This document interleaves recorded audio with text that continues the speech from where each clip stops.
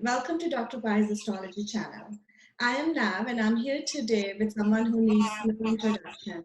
He's well known for his research in the areas of nakshatras and astro-cartography. He's here today to share his insight on his new research work on the understanding of our soul through many lifetimes using Jyotish. I now welcome Kṣaṇāti to share his study and research with us. Welcome. Namaste, Navjeet. Thank you so much. It's such a blessing and honor to have this interview and discuss this research with you. It is my pleasure. It's such a exciting topic to discuss what we're going to talk about today. Yeah. So I'm really excited because I always wanted to know our past lives through, nodes and what we were in the past life, what we're here to do. So how did your love to astrology, nakshatras, and astrography started? Like, how did you get into astrology? Currently I have my website, jyotishastrology.org, and my YouTube channel, Kṣaṇāti Jyotish. But originally, I was born into a Jewish family, but my godfather, he was a Hindu. And when I was about 18 years old, I go on a journey with him, and he's kirtan singer. So I learned Sanskrit language and I learned chanting with him, and I get introduced to Jyotish at this time. But I don't understand or focus on my studies on Jyotish at this time. A few years later, I enroll in the Ayurvedic Institute in Albuquerque, New Mexico, organized by Dr. Vasant Lad. And one of the electives being taught there by Simon Chikoisky at the time, Siddhadeva, was a Jyotish astrology. So I sign up for the elective.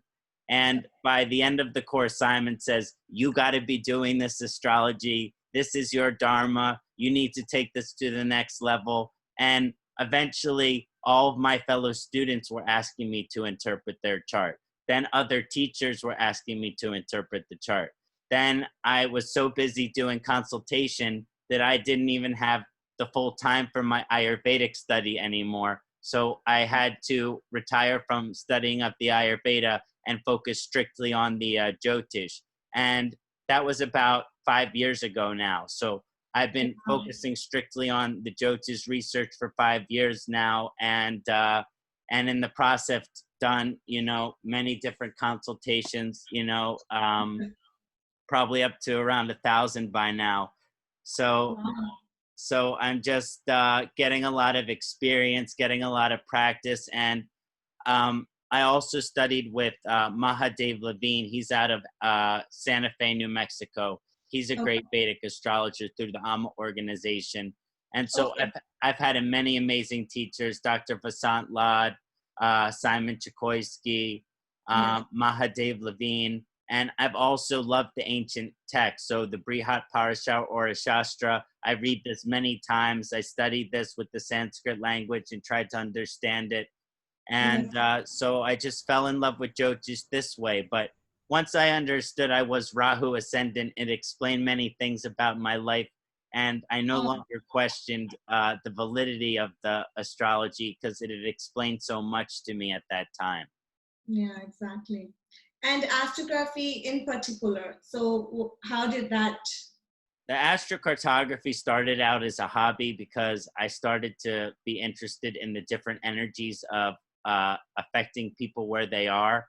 And I became did a lot of research with the science to understand that to associate Dharma, Artha, Kama, and Moksha with the astrocartography. So to combine the Vedic astrology with the astrocartography so that you could find out where you can go for Dharma, where you can go for Artha, where you can go for Kama, where you can go for Moksha. Because the astrocartography is good, but it's very generalized. But when you apply the Vedic astrology to it, it becomes much more specific for helping people achieve the traditional pillars, the traditional aims of the Vedic life. Okay. Yes, lot of astrology is just deep ocean, a lot, right? And it just helps a lot. Like, you know, you can read and just learn a lot about ourselves, right? So I'm excited to know how Rahu Ketu works. So we can start with it. Okay, so the first example I have prepared here, can you see my screen, Navji? Yes, yes, I can see. The Yeah. first example I have prepared here is my guru, Mata Amritananda Mai. And first thing I must say is that she is the Sat Guru. And the Sat Guru has transcended their chart. So before we even look at my guru's chart, first we say that as a soul, she has transcended it. She has transcended cycle of reincarnation. She has achieved the moksha. She has achieved the Mahasamadhi. So she is here because she wants to be here to help us out during the Kali Yuga, but she doesn't have to be. Yeah. And I just like to make that clear that this is not a human being we're dealing with, but a fully enlightened Maha Satguru. Now, first thing you'll notice, her ascendancy is an exalted Saturn. Yeah. So you know there is strong past lifetime energy of service orientation through her dharma and everything like that, and that there will be a lot of service orientation towards her dharma in this lifetime. But we're going to be focusing on past lifetimes and how that creates a certain karma in this lifetime through Rahu and Ketu. Yes. So we look at her position of Ketu in Cancer in the 10th house of the divisional 1 chart. Okay. And I believe that it is in the Nakshatra. The Saturn is in the Nakshatra of Chitra, and the ascendant is in Vishaka. Okay. So she has Vishaka ascendant? Yes. Okay. So, but going back to the Ketu and the Cancer, we look at Ketu and we see Ketu is in Pushya Nakshatra. And we know that Pushya Nakshatra has influence of Shani Deva. So we see exalted Saturn her and her ascendant, and then we see her past lifetimes also connected through Pushya to Shani as well. Yeah. But if you were to kind of, you know, when we look into past lifetimes, we talk about there are so many different possibilities. So it requires a certain level of intuition. Okay. You can't look at a chart scientifically and say, okay, this is the past lifetime of the person. Generally, when I am having experience of this is a past lifetime of the person, my eyes are closed and I feel strong intuition deep inside of myself as to this is what's resonating for me as to the karmic journey of the individual. Okay. Now, when I look at Amma's position of Ketu in Cancer in the 10th house, I think of her past lifetimes in the sign of Cancer.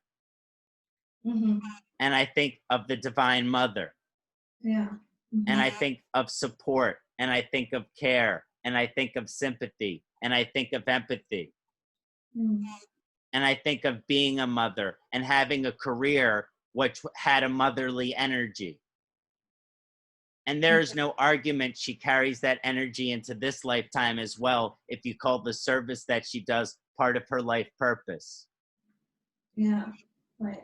But there is a strong vibration from the Ketu and Cancer vibration also that in the past lifetime, she was very oriented towards the betterment of humanity and the betterment of mankind. And because of Cancer, she cared very much about her family. She cared very much about her homeland. She cared very much about her geography, as far as this is the land which I am from. This is my homeland. Yeah. So these are some of the past lifetime vibrations you can think of for Amma, but we're not really working on the resolution of her karma. because her karma is resolved. Yeah. But we can still start to see some of the past lifetime vibrations that come from Ammaji's chart. Wow. So because of her past lifetimes of this vibration, what does it create as far as a karma of in this lifetime? And so we look at Rahu position at Capricorn in 4th house. And she has traveled all over world. Yeah. She's in India, she is in United States, she is in Canada, she is in Europe, she is in the Asia, she is in everywhere, all across the world. Yeah. So now you start to get past lifetime picture a little bit.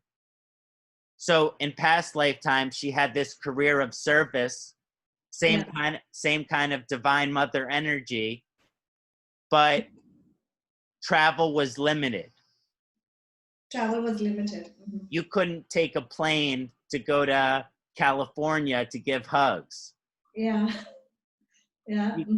You couldn't fly to Europe to get darshana. And we see that through Rahu's position in the 10th house, right? In the 4th house, yeah.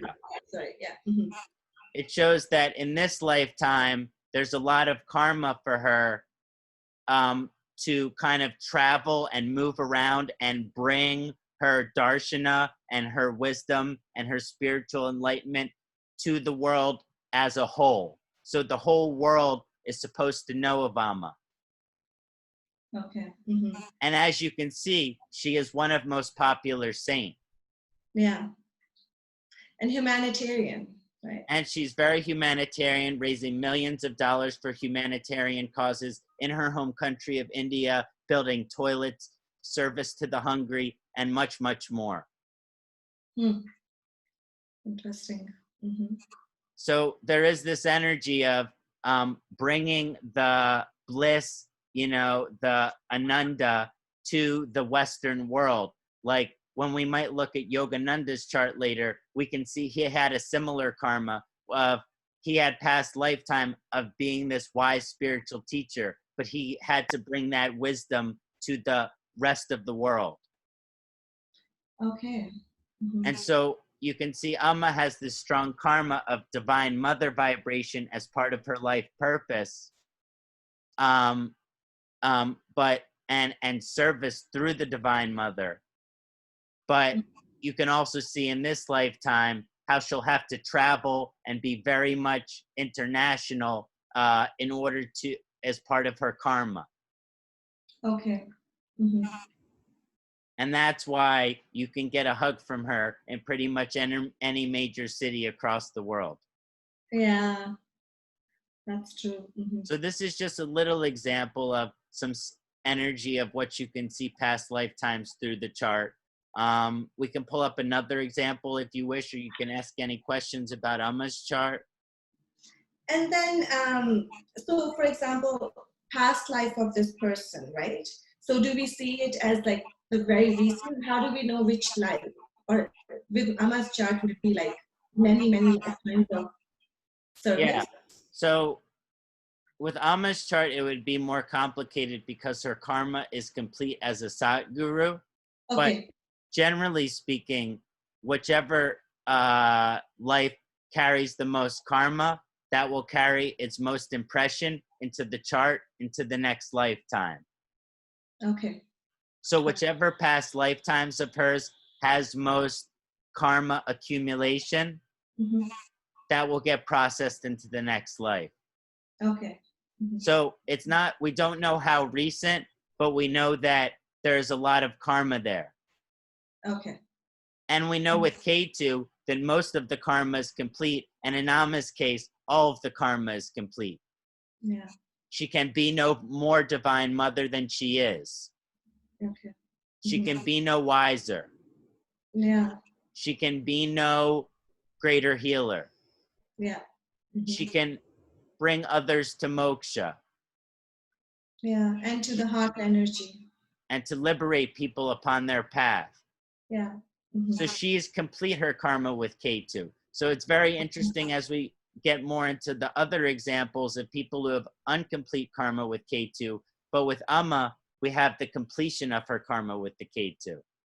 Okay. And just in this lifetime, a lot of traveling and sharing of that wisdom internationally, which is with Rahu related karma. Okay. Thank you. Of course, of course. So this was a next example that was sent in from a close friend, and I just wanted to use it, but they didn't want to give their name, so we just have anonymous listed. Sure. But first thing that you see about this person is they are a Ketu Jupiter Scorpio ascendant. And that Ketu, by Lord Parashara standard, is exaltation in Scorpio. And then Ketu and Jupiter are both spiritual planet. And Jupiter is comfortable in the Scorpio sign. Okay. And so we have a lot of strong past lifetime energies here coming from the ascendancy. I have Jyeshta as the ascendant Nakshatra. Okay. But Ketu in Jyeshta and Jupiter in Anuradha, which is Saturn ruled.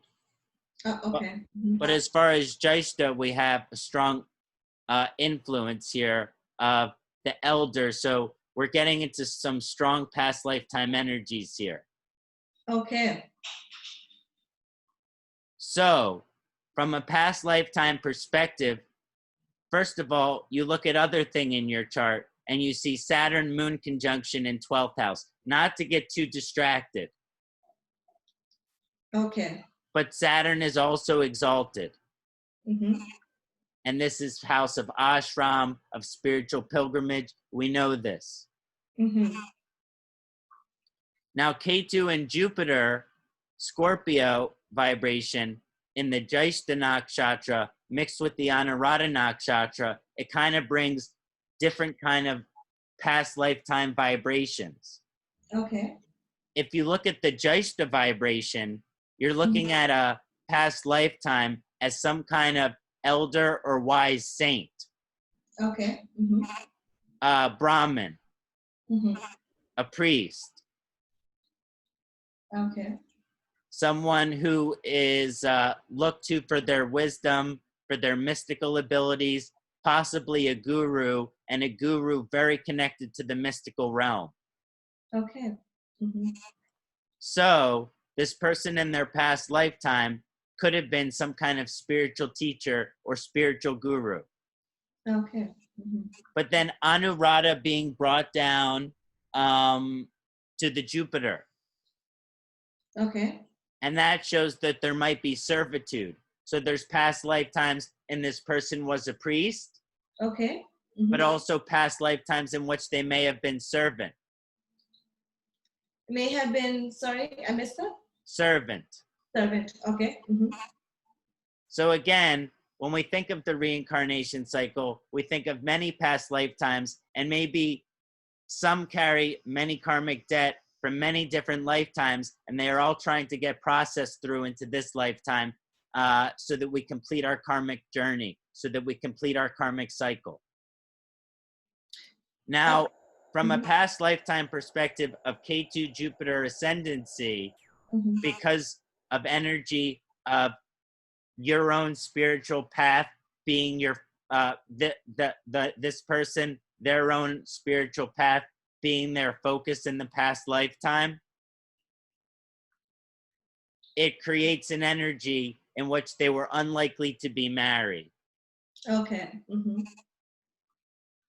So this is something I see very often in my consultation. Okay. So we have Dharma, Artha, Kama, and Moksha. And we know that the final aim of life is Moksha. And that within Moksha, the final aim is Mahasamadhi. Okay. And there is no question that in this person's chart, they are on their way there. Okay. There's no question in their past lifetimes they have been focused on trying to get there. Okay.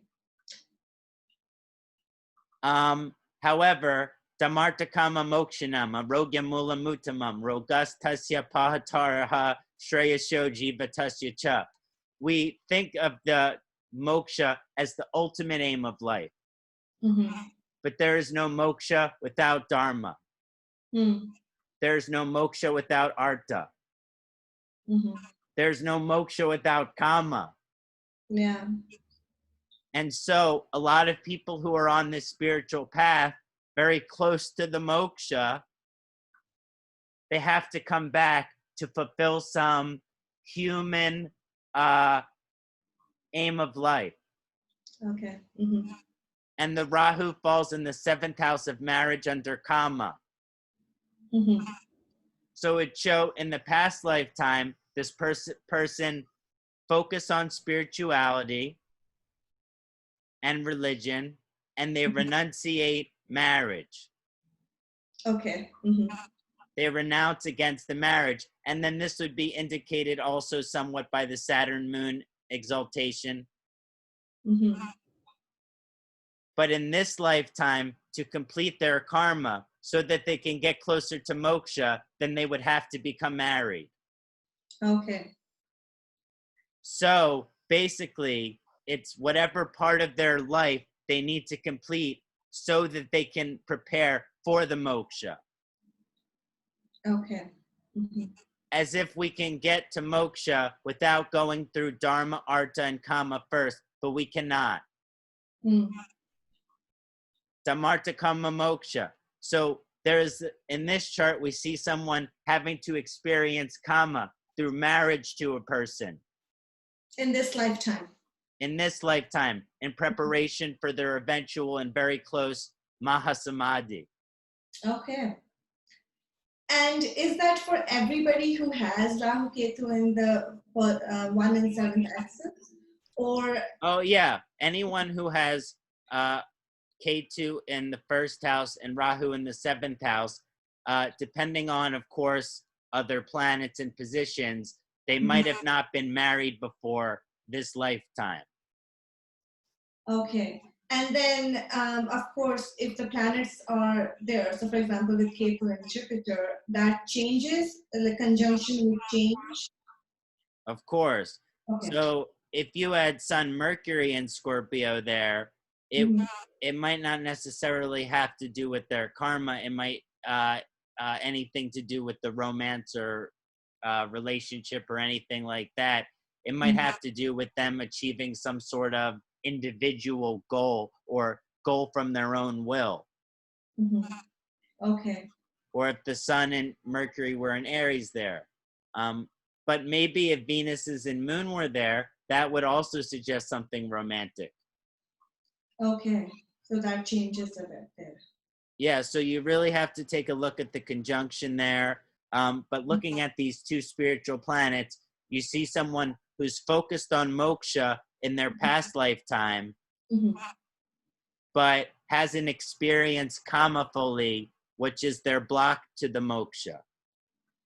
Okay, so in this lifetime, they're here to experience the kama. The kama, which in this case would show up exalted in the 7th house of marriage. Okay.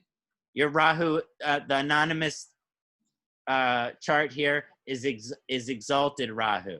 Yeah. So that would mean, okay, maybe the partner will be very interesting. Yeah. But it will be the good kind of interesting. Okay. Luckily, we don't have Rahu in an uncomfortable position, uncomfortable sign here. Okay. And then when Rahu, for example, it also matters which nakshatra it's going to be. So, for example, Rohini to Mrigashira. Yeah, so Mrigashira would show in this lifetime your partner is meant to be a very mystical, spiritual, this anonymous person, their partner is meant to be a spiritual, mystically focused individual. Okay. Someone who is kind of even though it's ruled by Mars, it's one of the most spiritual Mars nakshatra. Okay. And there's this vibration of them being a spiritual seeker, someone who wants to obtain spiritual knowledge, spiritual wisdom. Okay. So that's the energies partner will be bringing as well, or wanting to achieve, right? Yeah. But if you want to look at your Jyeshta nakshatra vibration, or the anonymous vibration of the Jyeshta nakshatra, you'll see that in the past lifetime, this person has always been the elder. Okay. That means if they would be matriarch of the family, like the great grandmother. Okay. Or the oldest sister. Okay. And then probably these energies are somehow bringing in this lifetime too, and maybe they're unconscious, right? Of course, we call that samskara. Okay. So the samskara is whatever impression we have from our, not in Amma's case, but in this individual, regular human being's case, yes, we carry the samskara. So that would mean there could be still some pending karma in the growth of the enlightenment. So even though this person has gotten closer to the enlightenment in the past lifetime, okay, that through the completion of their marriage karma, it will bring them closer to the enlightenment. Okay, interesting. So maybe there's just another element that of wisdom that their partner has to offer them. Okay. But the thing about the Ketu Jupiter Scorpio ascendant is that's one of the wisest ascendants I could see. Okay. So the partner would equally have to be willing to always be learning from the great guru, which is whoever this person is definitely have a lot of past lifetime wisdom. Okay. But Ketu is a tail with no head. Yeah. It is sometimes blind to its own wisdom. But it's with Jupiter, which is also the karaka for the husband. Okay. So maybe that will help unlock the wisdom of this individual as well. Okay. And if this person is a man, maybe their wife. And if this person is a woman, maybe their husband. Okay. Interesting. So these are just two examples. We did one example of someone who's complete their karma. Another person who has not completed their karma. Why not take a look at myself, since I have some experience here? Now, recently we saw someone who had a Ketu in the first house and a Rahu in the seventh house. Here we have it flipped where Rahu is in the ascendancy and Ketu is in the seventh house. Okay. Now, like the last person, the Rahu is comfortable because the Rahu is in its natural sign of Aquarius. And the Ketu is also in its considered well-positioned nakshatra of Purva Falguni, and Rahu is in an even more exalted nakshatra of Satabhisha. Okay. So here the person's strongest planet in this individual's chart, which is mine, is Rahu. There's no planet which is stronger than Rahu, although Jupiter and Rahu are contending for power. Okay. Now, what it kind of means for most people with Ketu in the seventh house, and for me, that I have been married many, many, many lifetimes. Okay. I have always been spouse. Okay. Seventh house, right? Yeah, and it's also in Purva Falguni, which is Venus Nakshatra. Okay. So I'm natural romantic, and I always want to find my soulmate. And for past lifetime, I'm always looking for my soulmate. And I always get married to the person who I think is my soulmate. Many, many lifetimes I've been married. And what happens is then that becomes my top priority. Okay. And wherever someone has Ketu and their past lifetime karma, this can show where the samskara, as we call it, it become our top priority again. So not in my current marriage, but in past relationship, partner can be distraction. Okay. Partner does not allow you to investigate your curiosity. Partner does not allow you to be yourself. Partner tried to control you. Okay. Partner try to change you. Partner try to make you different than you are. Okay. And admittedly, I'm a strange individual or a weird person. So it's okay if you want me to trim my beard. But when it comes to the essential nature of my soul, this I cannot change. Yeah. So, until I have found my wife, in many of my relationships, it kind of shows this energy where if the partner, most of my partners that I get into in this lifetime have already been my partners in my past lifetime. Okay. And that's something with the synastry, right? In the chart, you can. Yeah, with the Ketu in the 7th house here. Okay. And this is common also if someone has a Ketu Venus conjunction in their chart. Okay. Or if Ketu is in 5th house. Okay.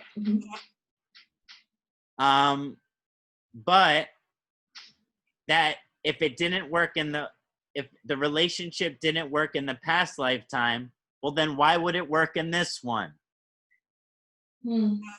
It would not. Okay. But unlike Amma, I still have pending karma. Okay. So there is still some pending karma with my Ketu. Okay.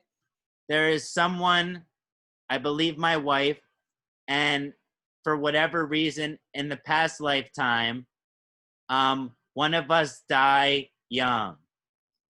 Okay. And if you see on my forehead, I have the widow peak. Okay. This is the sign of widow. And Ketu in the 7th house can also be sign of widow, especially when we're looking from past lifetime perspective. Okay, interesting. So even though I probably shouldn't date my ex-wives from my past lifetimes, Yeah.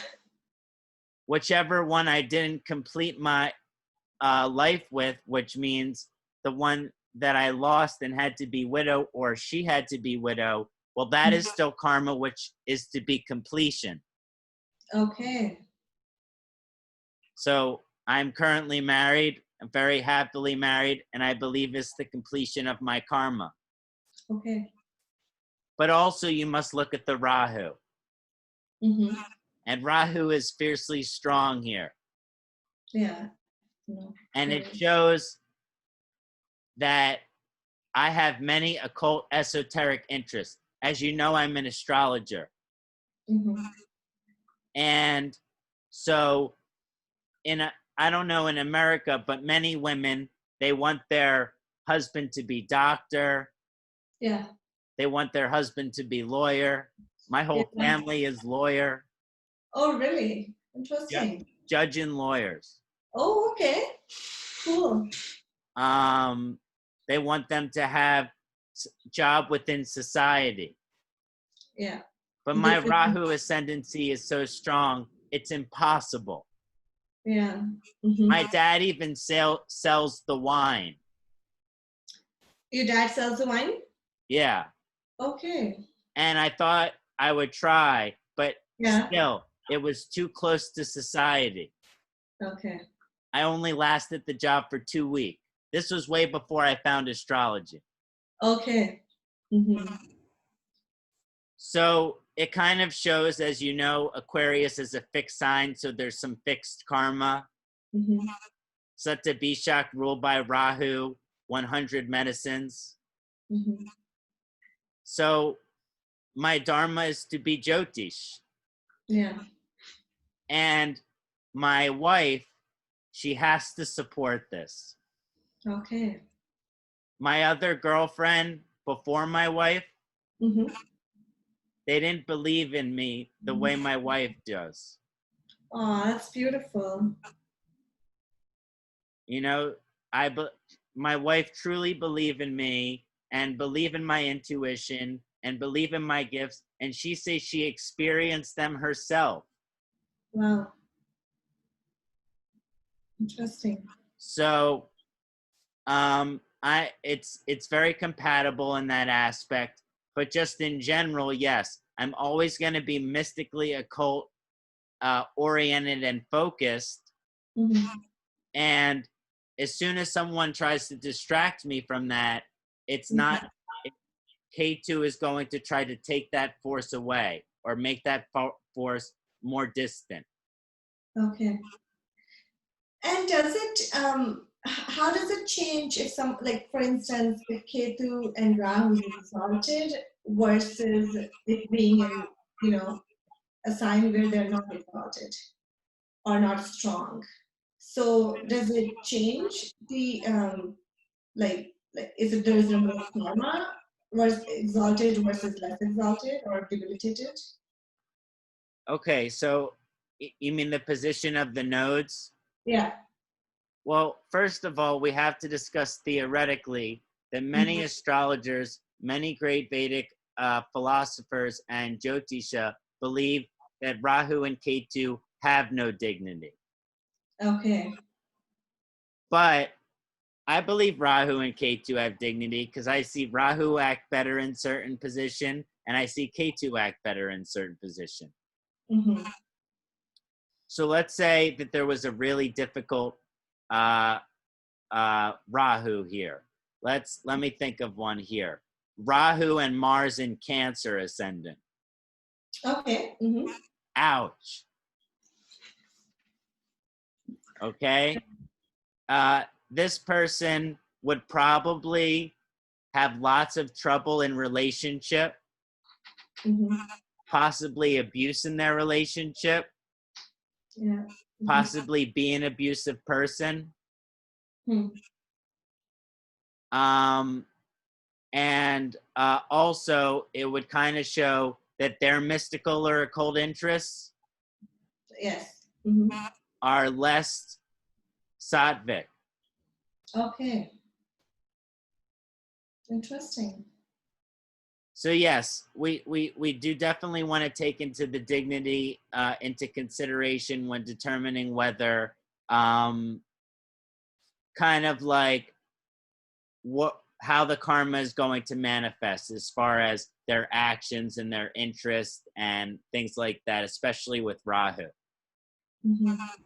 I know someone who has their seventh lord, the Libra ascendant seventh lord in Cancer, Mars in Cancer with Rahu, and yes, they have been, you know, abusive relationships and Yeah, and so if Ketu is in the first house, yeah. but they have this completion of karma, but Rahu is a head which has no tail. So they're supposed to have relationship, but they still think they're supposed to have more. But they might only not supposed to have more. Okay, interesting. That's something I've also found in my research, is that sometimes Rahu karma is satisfied, but the person does not know it because Rahu is always hungry. Yeah. Okay, let's do one more example. Sure. And then depending on the community response, I have some more examples. We can do some discussions. Let's see here. What do you think, Gandhi or Einstein? Let's do Gandhi. Okay, so we'll save Einstein and some other examples like Yogananda that I have for next time. Yeah, for It'll be very fun. So we look very powerfully and we see that Ketu is in the 5th house of education. Okay. And that we know Mahatma Gandhi was a very well-educated man. Now he took a life of renunciation, but before that, he was a very well-educated man. And also, the Ketu is in sign of Capricorn. Yeah. So he has always been about overcoming the adversity, overcoming the test, overcoming the challenge, overcoming the obstacle. And so there's a lot of past lifetime energy here of him kind of learning how to overcome specific obstacles, whatever obstacles there may be. Yeah. Now I have the Ketu Nakshatra as Shravana. Okay. And that Shravana is a moon nakshatra. And if you quickly look, he has moon as his Atmakaraka. Okay. He has moon as his Atmakaraka with Rahu in Cancer in 11th house. Okay. So strong moon connection between his Rahu and Ketu. Now, who loved his land more than Gandhi? Yeah. Who is willing to fight and protect and defend his land more than Gandhi? He willing to get beaten. He willing to get starving. He willing to do all of these amazing things in order so that his point, his educated, fair point, will be received by the society. Yes. Now, in the past lifetime, despite his well-education, he was a man who cared much more about the, because Capricorn kind of represents people of poverty, people of lower caste and things like this, that he was very much in service and care towards the lower people. And it's possible he has past lifetime, even though in this lifetime, he was very well educated and of higher caste, in the past lifetime of the lower caste. Okay. And it shows a lot of energy, yes, in terms of him fighting and overcoming adversity in order for him to achieve his goals. Okay. Now, if you look at his Rahu in his 11th house, strong with moon, there's a lot of passion and enthusiasm there. And this is a Kama house, not Dharma house. In past lifetime, he find his Dharma, what his purpose is. As a defender of his country, as a defender of his people. He had found his Dharma. In this lifetime, he is to actually serve that Dharma. Okay. And this is the Kama of the fulfillment of him achieving independence for his country, which is moon of the Atmakaraka. And the moon being in the natural sign. So that no one could be in, it was part of Gandhi's karma, to summarize it simply, that in his lifetime, no other country could be in possession of India but India. That is Gandhi's karma. And which nakshatras is Rahu and Moon? The Rahu is in Pushya and the moon is in Ashlesha. Okay. And that Rahu and Pushya, again, goes back towards this service orientation. In this lifetime, it's very service oriented what he is doing. He is making great sacrifice for the world, for his country, for the greater cause. Yeah, that's right. So these are just some examples which I wanted to discuss. If this gets good response, we'll be happy to discuss more. Individuals can send in their charts, and maybe we can even take a look at some examples of people who send in their charts to my email is ksanatijotish@gmail.com.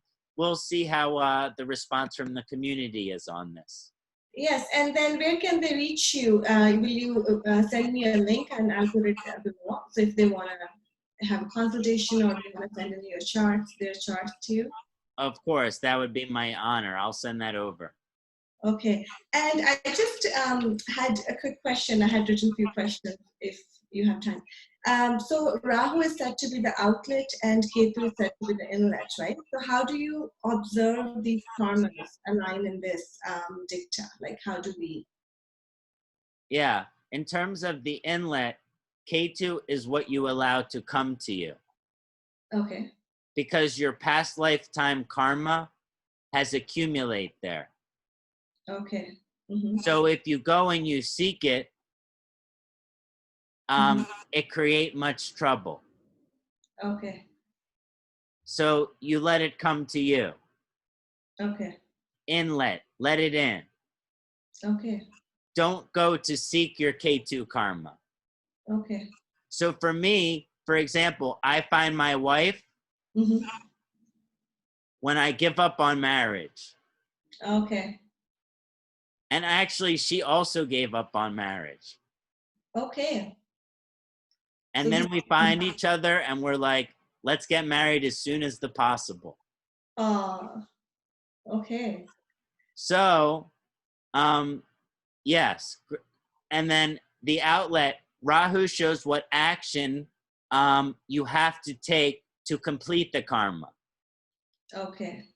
So if someone has Rahu in the 7th house, they should be moving towards the 7th house activities or moving towards the relationship and making it work. Yeah, they should have it, or they should get married and divorced at least once. Okay. There's another way of putting it. They have to get married at least once. Okay. They can get divorced, though. I've seen it where they get married and divorced, and that's also okay. Okay. But they do have to get married, and they want to go towards that direction. Okay. And, Rahu is being always associated with paternal grandfather and Ketu with maternal. So how do you see these karmas related to ancestors in one's chart? Like, Yeah. When we look at the ancestral karma associated with these nodes, it could get very complicated because you begin to take on the karma of your mother, of your grandmother, on your mother's side, then on your father's side, your father, your grandfather, all of these things like that.